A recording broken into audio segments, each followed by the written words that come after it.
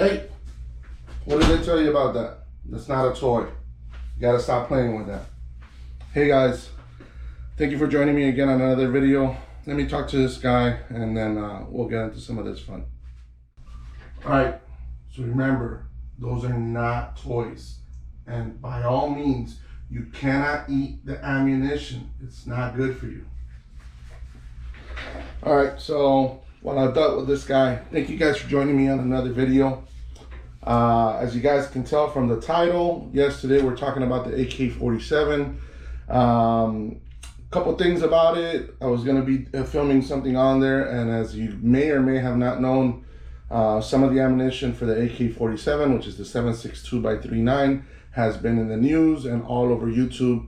So we're going to talk a little bit about that today. But yeah, this is my Palmetto State, my PSA G3 AK47. It is my Zukov version with some Magpul furniture. We've had this a little under a year. Never really thought I was going to have an AK. Wasn't a platform that I was too familiar with, and you know, I didn't know whether I wanted to have it. I had heard issues around accuracy and this and that, and you know what, I wanted to test it out for myself, so I went ahead and no pun intended, pulled the trigger. So we got this, and I'll tell you, when I first got it, I was hesitant. You know, I wasn't shooting it as much. Then I got out to it.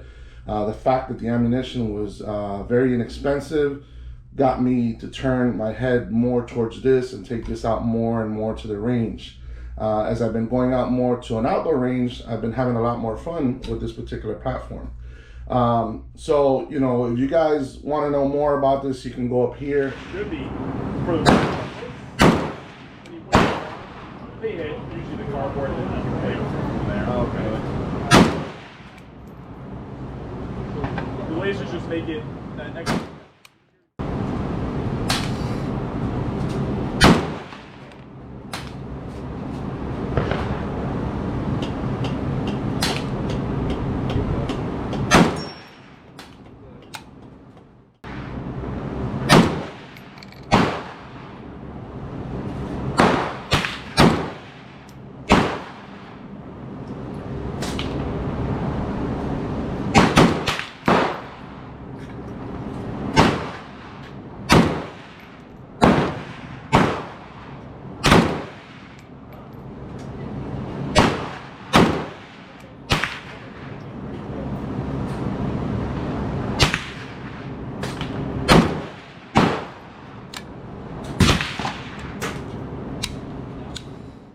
Again, accuracy, right? You know, I've heard or hearsay or, you know, folk tales that this gun isn't accurate, or this round isn't accurate. But I've seen so many other people saying that they use this round instead of like the 300 blackout, and they do a lot of hunting and things like that. So when I heard a lot of that, I was like, man, how could somebody be doing hunting and this round isn't accurate? So again, I by no means are no sportsman shooter or anything like that, but I took it out to the range, and I'm gonna put some footage about this. And here you can kind of see a little bit of the results that I had. I was zeroing in the dot again. I put in some initial shots over here. First shots were really way off. Over here. Dialed in a little bit more. Second shots got a bit tighter, and then once I dialed it in better, I was shooting much tighter groups. I pushed it back a little bit more. Once it was zero, if you can tell there, it was shooting pretty accurate, at least for my standards. At 25 yards, hitting pretty good. I pushed it back at 50 yards, still hitting within a pretty good, you know, 1 inch and a half group for me, 50 yards. And then when I got it out to 100 yards, again, not too familiar shooting so far range with this particular round, but I would say, you know, 2.5. And then just, you know, me having to deal with this a little bit better, I'll probably tighten that in a little bit more. But I felt that these were all tight groupings. So, you know, for me, that works. You know, and then I kept trying it in within I want to say 25 to 50 yards. And these are the kind of groups that I was getting. So, you know, if we're talking about accuracy, whether it be close quarters or a little bit further, 25 to 50 yards, that's decent for me. 50 yards, of course, you know, I keep training with it. I think I'll get a little bit better. But if you think about this, you know, that's a pretty good sample sizing of this round. Is it a lot more recoil than the 5.56 or 2.23? Just a hair. Feels good. Doesn't, you know, hurt too bad or anything like that. It's just really, really nice. The fact that I put this bipod on here helped with that control of recoil. If you see on the footage, you'll see me a lot holding on to the bipod just so I can feel a little bit better, and putting, you know, stock right in my shoulder, getting that target comfortably in the red dot and feeling good. So I'm not great with the irons. I'm gonna be dead honest with you. My eyesight is really bad, so, you know, a lot of blurriness when I see. So I gotta figure something out how I can make sure that I'm still training with my irons. But, you know, at least for now, I'm counting on this red dot. But yeah, that is the AK47. Like I said, I did want to talk a little bit about the ammo because it's been all over the news. As you guys can tell here, this is the Wolf 7.62x3.9. You guys have heard me talk about the Tula ammo. I believe what I have in this particular mag is the Tula ammo. And if you guys are familiar or not, also I did want to show you this one. This is also Tula ammo. This is the 9mm. So why did I want to talk about it? Just so you guys are familiar, and if you do, if you're not, just a heads up, you know. There was a sanction passed by the, I guess, the president and this group now that basically banned the importation of any kind of Russian-made or manufactured firearms and ammunition, whether this is now or future ones.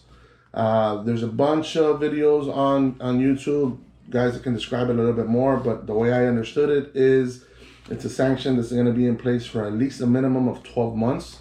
So what does that mean? You know, again, I'll tell you the reason why I got turned on to 7.62x3.9 was it was still being readily available from last year, and at the start of all this pandemic, it was still fairly inexpensive to shoot, and it's a great round. You know, if you can find it and you can still shoot it and still go out and train, it's an awesome platform.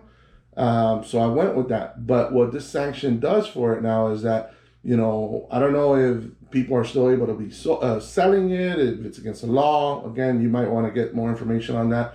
But those of you that were shooting this round and still being able to find time to go out to the range because it was an inexpensive round to shoot, what does that mean? Does that mean it's going to go away? We're not going to be able to find it? I mean, there are brass, there are other people, but for the most part, almost all this 7.62 for the most part comes in and imported from Russia. So that kind of sucks for those people. I thought I had a decent amount of that round. I think I had something like 1,000, 1,500, and I had kind of been hesitant. I was like, oh, I'm not going to buy any more for right now. But now I'm like, now I'm going to be one of those guys that's on the bandwagon, late to the party. Do I need to buy more? Should I have more? Because, you know, this is definitely a fun platform to practice with, and I want to be able to make sure that, you know, if it's a 12-month sanction, if it's going to change in 12 months, which who knows? Maybe it does, maybe it doesn't. But, you know, I want to be able to have the ammunition for this, for long-term use of this firearm. I don't want to just have it here now and let it go in the safe and it doesn't come out to play anymore. But what do you guys think? You know, is this something that sucks? Are you in favor for it? Are you not in favor for it? What are workarounds? What are we gonna do? What can be done if something can be done? Let me know in the comment section below. I'd really be intrigued to find out what your thoughts on it. But yeah, hopefully you guys enjoyed this video. Make sure you're hitting the like button on this, and if you've already subscribed, awesome. If you haven't, please consider it. But get down in the comment section. I am getting back into a whole bunch of videos. I've been sidetracked with work and all this different stuff. My day job does require me to do work sometimes, and this stuff is not the easiest things to do when you have family, kids, and other things going on. But I also appreciate all you guys, the feedback that's coming on what you guys, how can support this channel, and all of those things are in the works. So all of those are things that are piling up for me to continue and balance. But I like what I do here, and I appreciate you guys. And until next time, I'll see you guys later.